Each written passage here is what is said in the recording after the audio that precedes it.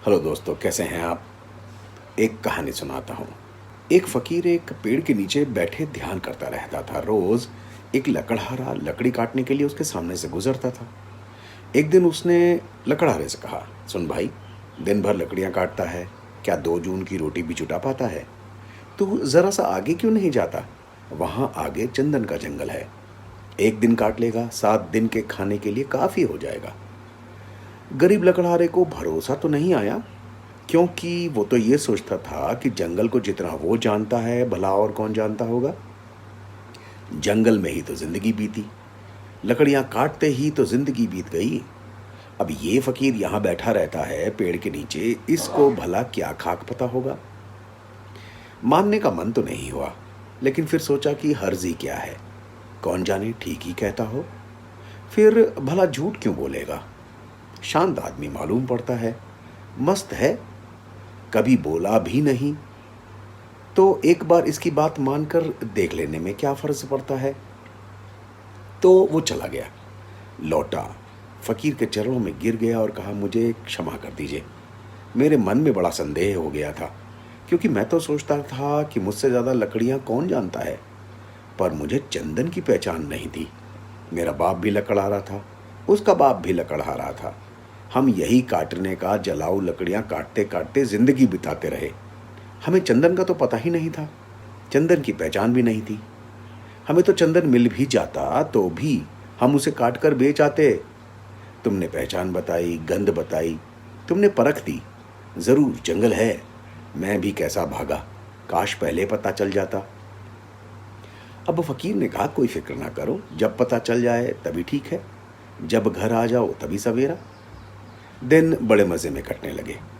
एक दिन काट लेता, 7 8 दिन, 10 दिन, जंगल आने की जरूरत ही न रहती। एक दिन फकीर ने कहा, मेरे भाई, मैं सोचता था कि तुम्हें कुछ अक्ल आ जाएगी। जिंदगी भर तुम लकड़ियां काटते रहे, आगे गए नहीं। तुम्हें कभी यह सवाल भी नहीं उठा कि इस चंदन के आगे भी कुछ हो सकता है। उसने कहा, यह तो सवाल मुझे आया ही नहीं, क्या चंदन के आगे भी कुछ है? उस फकीर ने कहा, चंदन के जरा आगे जाओ तो वहां चांदी की खदान है। लकड़ियां वकड़ियां काटना छोड़ो, एक दिन ले आओगे, 2 4 6 महीने के लिए हो जाएगा। अब तो भरोसा आया था, भागा, संदेह भी नहीं लिया। चांदी पर हाथ लग गए तो कहना ही क्या, चांदी ही चांदी। 4 6 महीने नदारद हो जाता, एक दिन आ जाता, फिर नदारद हो जाता। लेकिन आदमी का मन ऐसा मूड है कि फिर भी उसे ख्याल ना आया कि उसके आगे भी कुछ हो सकता है। फकीर ने फिर एक दिन कहा, तुम नहीं जागोगे, मुझे ही तुम्हें जगाना पड़ेगा क्या? अरे आगे सोने की खदान है मूर्ख, तुझे खुद ही अपनी तरफ से सवाल जिज्ञासा कुछ भी नहीं उठता कि जरा आगे जाके देख लूं। अब 6 महीने मस्त पड़ा रहता है, घर में कुछ काम धाम भी नहीं है, फुर्सत ही फुर्सत है।